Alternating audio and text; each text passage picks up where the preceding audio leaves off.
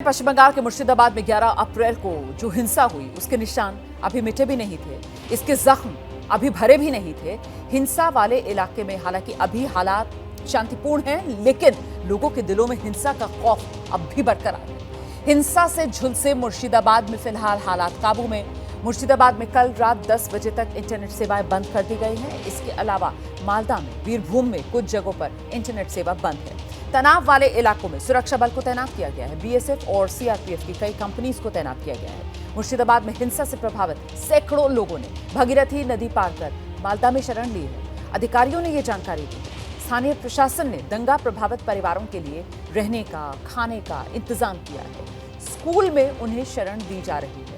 तो जानकारी ये सामने निकल कर आई कि मुर्शिदाबाद, जहां पर यह हिंसा हुई, 3 लोगों की निर्मम हत्या कर दी गई, उसके बाद से जो लोग हैं वो इतने खौफजदा हैं। हिंदू परिवार वहां से पलायन कर रहे हैं और हिंदू परिवार जो सीमावर्ती मुर्शिदाबाद जिला है पश्चिम बंगाल का, उससे पलायन करके मालदा की ओर पहुंच रही हैं। इस बीच ये 4 तस्वीरें जो आप देख रहे हैं, 11 अप्रैल वाली हिंसा की तस्वीर आपके सामने है और फिलहाल हालात पूरी तरीके से काबू में है। शांति बनी हुई है, लेकिन लोगों में दहशत है, लोगों में खौफ है। इंटरनेट पर पाबंदी है, सुरक्षा बल तैनात है, पर लोग दहशत और डर की वजह से पलायन कर रहे हैं। मुर्शिदाबाद हिंसा का एक अपडेट मैं आपको देती चलती हूँ। हिंसा के आरोप में अब तक 150 लोगों को गिरफ्तार किया गया है।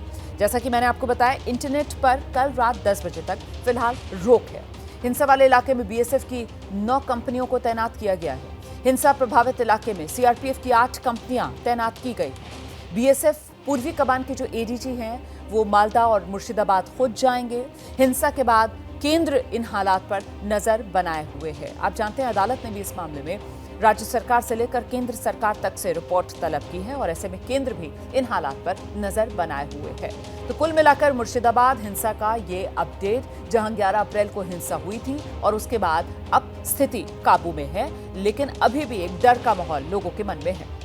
जैसे जैसे हालात अब काबू में आ रहे हैं, वैसे वैसे हिंसा के पीड़ित सामने आ रहे हैं, कैमरों के सामने आकर अपनी आप बीती सुना रहे हैं। वक्फ संशोधन कानून के खिलाफ बंगाल के मुस्लिम बहुल मुर्शिदाबाद में हिंसा हुई, इसके बाद से वहां तनाव की स्थिति, हिंदू वहां खौफ में। आलम यह कि जिले में हिंसा से प्रभावित करीब 500 हिंदू पलायन कर गए। उन्होंने भागीरथी नदी पार कर मालदा जिले में शरण ली। यहाँ पर सामने दुकान है मेरा और ओपोजिट में मेरा घर है, तो मेरा दुकान में भी हमला हुआ। हमला जब शुरू हुआ तब मैं थाना को कॉल किया। थाना आधा घंटा बाद फिर भी हमला हो रहा था, फिर भी कॉल किया, आ रहा है। ऐसे करते करते 2-3 घंटा तक कुछ नहीं आया, पुलिस प्रशासन कोई नहीं आया। लास्ट में हमारा सब शटर फटर टूट गया और मेरा दुकान में कम से कम मिनिमम 50 लाख से ऊपर सामान था, सब गायब। उसके बाद मेरा घर है, घर में भी घुस गया। मॉब घुस के घर का दरवाज़ा तोड़ के समूचा जो सामान था लूट ले गया, तोड़ के समूचा रख दिया। प्रशासन 4 घंटा तक उपद्रव चल रहा था, लेकिन कोई मैंने प्रशासन का कोई अता पता नहीं था। आप लोग देखिए, बगल में दाएं तरफ बाएं तरफ मुस्लिम की दुकान है, उसमें कोई आँच नहीं है। सिर्फ हिंदू का दुकान ही खोज के तोड़ रहा है। मेरा घर पूरा लूट लिया है। मेरा जो मेरा पूरा नहीं है, मेरा घर का कुछ नहीं है। आइए आप लोग घर के अंदर आइए, थोड़ा सा 2 मिनट दीजिए सर, 2 मिनट दीजिए। मेरा घर का हालात देख के जाइए। एक्वेरियम तोड़ दिया है, कहानी का ये ना कांच से बहुत आग लगा के यहाँ पर लकड़ी फेंका हुआ था, बांस फेंका हुआ था, बाइक को गिरा दिया गया था। मुर्शिदाबाद आपको लेकर चलेंगे। हमारे सहयोगी संदीप सरकार इस वक्त हमारे साथ मौजूद हैं और जरा संदीप से ही जानते हैं, 11 अप्रैल हिंसा हुई और उसके बाद लोगों में डर, दहशत, खौफ अभी भी खत्म होने का नाम नहीं ले रहा। इस समय हालात मुर्शिदाबाद में कैसे हैं संदीप? देखिए रोमाना, हालात गंभीर है। अभी स्थिति सामान्य नहीं हुआ है, डर का माहौल है। किसी का घर गया है, किसी का जो सब कुछ है, जो सब चला गया, किसी का जान गया है, किसी कोई अस्पताल में अभी दाखिल है।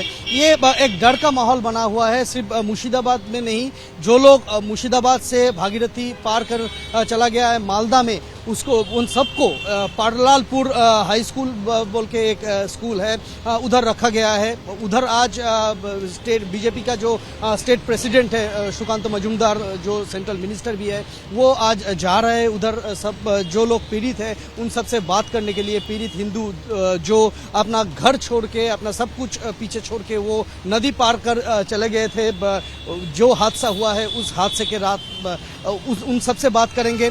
आज जो सीआरपीएफ का आईजी है वो मौके पर पहुंच रहे हैं। धुलियान, शमशेरगंज जो मेन पीड़ित इलाका है, उधर सीआरपीएफ का डीजी पहुंच रहे हैं। सीआरपीएफ की तरफ से एक बयान भी आया है। सीआरपीएफ का जो आईजी है वो ये बयान देते हुए उन्होंने कहा कि स्थिति सामान्य रहे और पीस मेंटेन रहे, ये इंस्ट्रक्शन जवानों को दिया गया है।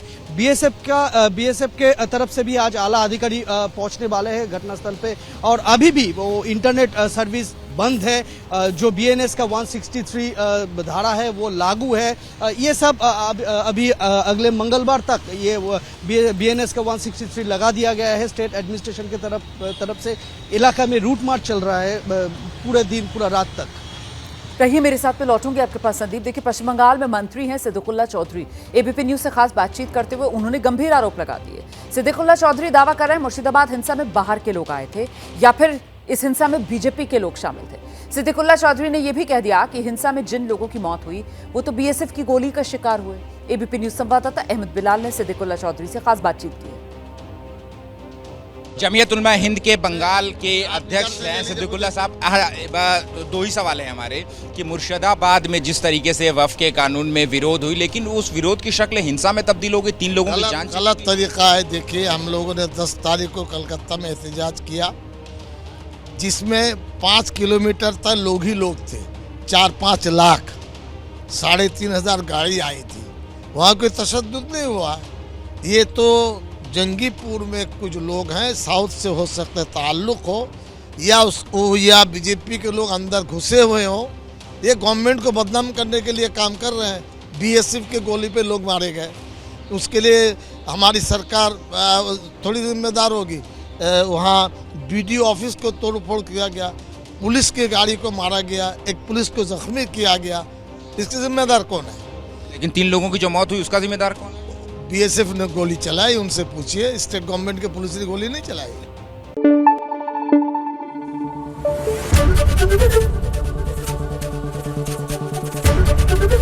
एबीपी न्यूज आपको रखे आगे।